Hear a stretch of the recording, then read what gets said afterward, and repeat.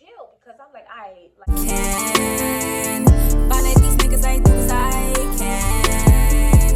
I might just pull up and flex on my cool. I might just pull up and flex with your boo.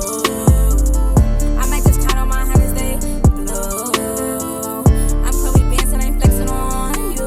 Hey guys, welcome back to my channel. It's Chloe Beans and I'm here with another video. If you're new here, please like, comment, and do not forget to subscribe. And today we're going to be doing a story time. I don't know what I'm going to call this video, but it's basically a story time about how I went from dating a local rapper in my neighborhood and going to jail in Georgia and everything that transpired. This is going to be a kind of a long story time, so it might be a two-part video. I'm not too sure yet, but let's jump right into the story time. So a couple years ago, I'll say 2017, I was rapping heavy. Like, I was really like trying to like be on my rap stuff. But you know, right now I'm taking a little break. In 2017, I was heavy like rapping and stuff like that. So I was in Florida, I was in Miami, I was, you know, doing whatever I'm doing, getting my money. And basically, a local artist, like, well, he was a local artist at the time, and at that time his video on YouTube was at like a mil plus, like he was like super viral and everything like that. He was trying to talk to me on Facebook. So, you know, he was cute and everything like that, and he was like amping up my music, like he was liking my music, he was telling me he's gonna help me or whatever the case may be. So when I flew to New York, I went to the studio and I seen him for the first time, and it was a vibe. Like, we was chilling, we was vibing, and everything like that. So we was cool. The next studio session that we went to, he had brought his friend with him, and when his friend came to the studio session, like he immediately put me in the cis zone. It was me, his friend. Okay, the guy I was dating, we're gonna give him the name Benny. Okay, and it was me, Benny, and two other people, my homegirl and his homeboy. They all knew each other though, because they was from the same hood. So after this session with his homeboy jumped on my song, and we was all gonna drop music and do videos together and all kinds of stuff or whatever. So like that same weekend, that was probably like on a Thursday. That same weekend on like a Saturday, Benny came to my house in the middle of the night. And when he got to my house, like, he was acting really weird. Earlier that day, he was dropping me home with his friend, and I told him that, like, you know, I'm getting my money from something, like, you know, whatever quick money. Somebody was dropping money to my house for me, and I told him how much it was, right? So I guess that set an alarm off in his head, so he came to my house that same night. He's in my room, he's laying down. I turned off the light, and me and my sister was talking in the kitchen. Because I lived in a big house when I used to live in New York, and we had upstairs, downstairs, upstairs, crazy. So me and my sister talking in the kitchen. I go in my room to check on him. My light is on, and it looked like he's searching around. I'm like, "What you doing?" He like, "Nah, babe, I'm bugging, whatever." So I'm like, "Okay, probably he's busting off a perk right now. I don't know." So I ain't saying nothing. Next thing I know, I went back in the kitchen talking to my sister. I turned off my light before I went to talk to my sister again. He was laying down when I left the room. Girl, I come back in the room. The lights is on. He's walking around my room. I don't like that because I feel like you're searching my room. But joke's on you because the money wasn't in my room. It was somewhere else. So I'm like, yo, like, what you on or whatever. So he started telling me he needs to use my phone. He need to leave. And he want to use my phone and go outside. I'm like, you're not going outside my phone.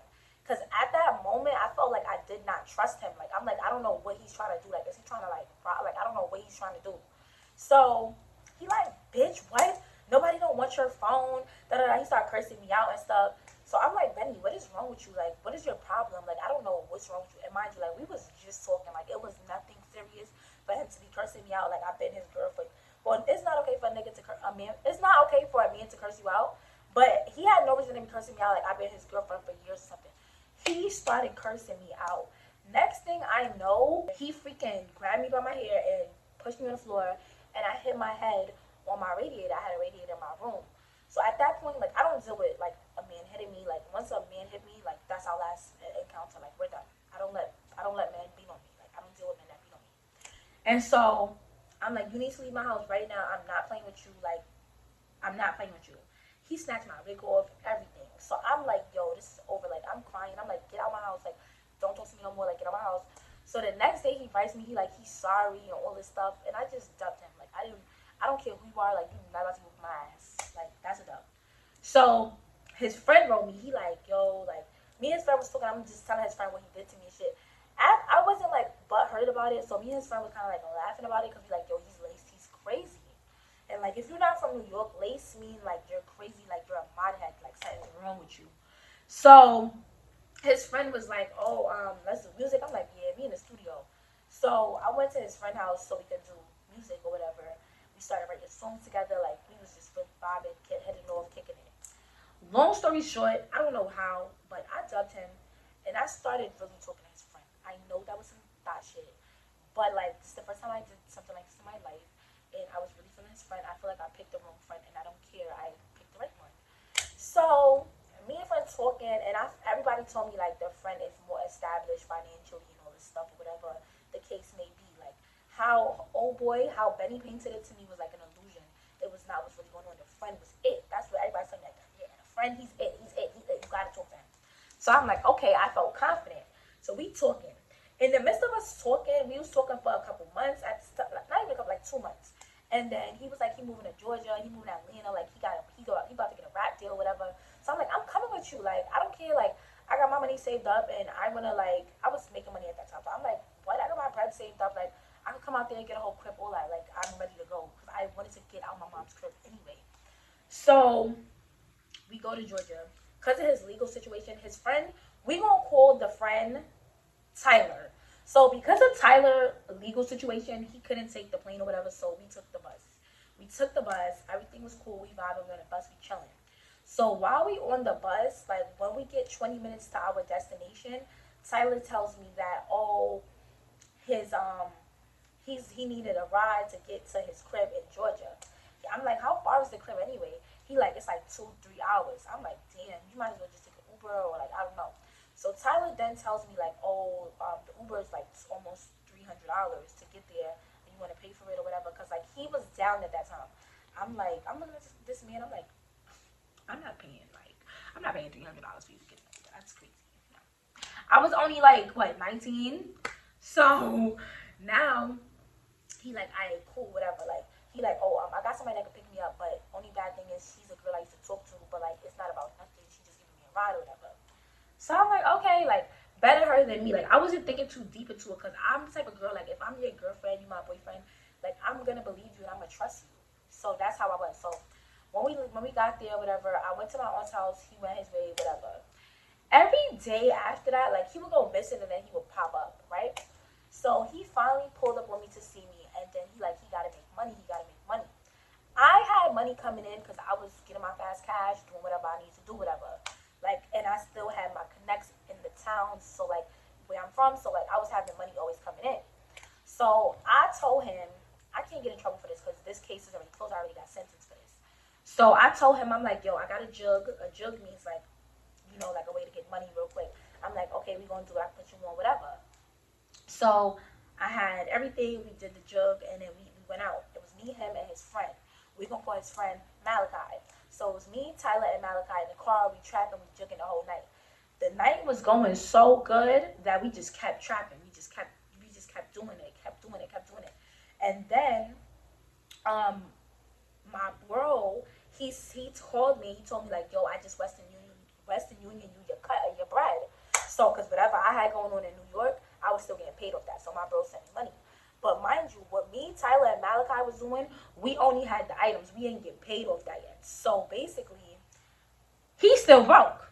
You understand? Like he no money coming in, but he's still broke after that moment. So now, I'm like, yo, drive me to Western Union. My bro just sent me bread or whatever. So he like, what? How much he sent you? Why he sent you that amount? He's supposed to send you this much, whatever. Like he was being really like intrusive on me and my business that was outside of him. And my bro is somebody that I've been doing business with for years, so I never questioned nothing he do. Like he was sending me half and half, like he was doing it like that. He made me call my bro and tell my bro I was stranded in Georgia and I needed all my money right then and there. So my bro like, what sis? Like you're not moving right. Like what's going on? Like how you letting this happen? I'm like, yes. Like I'm telling my bro, I'm lying to my bro, like my brother. I'm lying to him.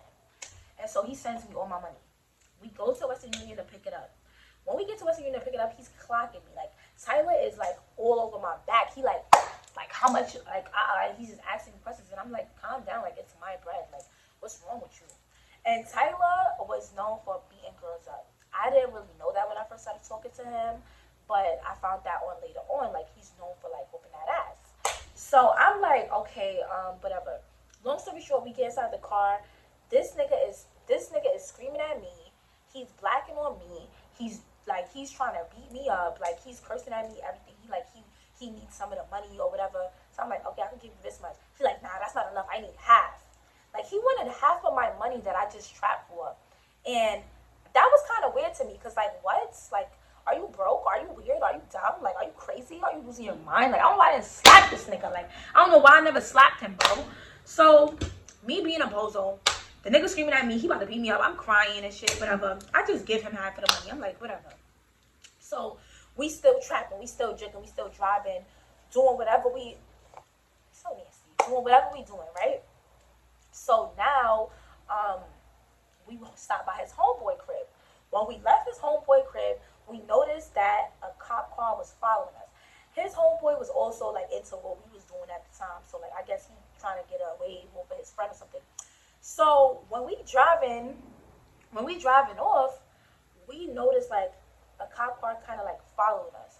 So I'm like, what the hell? I'm falling asleep because I'm tired.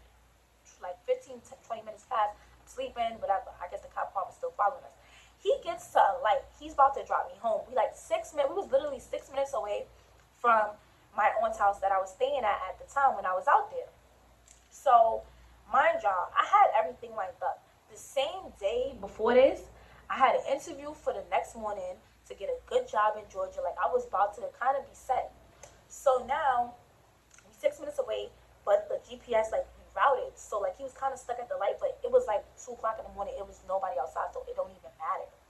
So, the cop car, like, kind of, like, was tailgating us, and then, like, in motion for us to stop. So, we pulled up into, like, it looked like a school. Like, a school, like, pull-up parking lot, whatever. So, the cops come, they like license registration. No, first, I'm lying. First, the cop said, are you all right? We seen you stop for a second there at the light. He was like, yeah, we're fine. It's just that we're not from here, and I got a little lost. Like, we're from New York. So the cop started walking away. I'm thinking it was over. I'm like, all right, that was close. So now the cop started walking back. He like, nah, license and registration, please.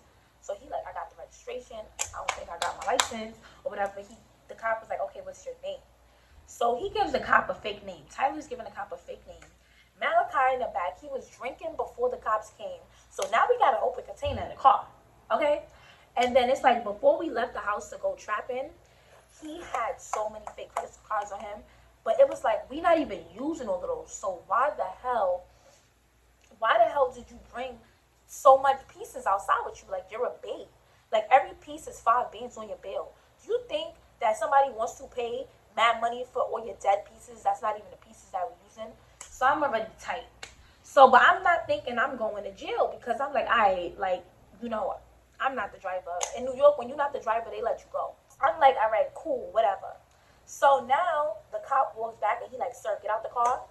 Put your hands behind your back. So the cop searching him and everything, arrested him.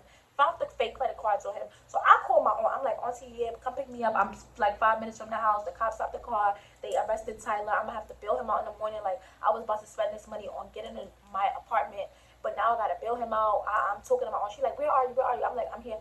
So now the cop walks up to my window. He like, ma'am, you need to get off the phone. I said, why I need to get off the phone? Am I under arrest? If I'm not under arrest, I'm not getting off the phone. He like, ma'am, you're not under arrest, but you need to get off the phone. So now I'm like, auntie, they telling me to get the phone. My aunt like, what? Where are you? Send your location. So now my aunt like, she's about to be on her way. Now the cop walks back to the vehicle. He like, ma'am, step out the vehicle, please. So I'm like, what? Like, what do you mean step out the, what did I do? What do you mean step out the vehicle? So Malachi's still in the back, and I'm like, why is he telling me to get out? I just pull up and flex.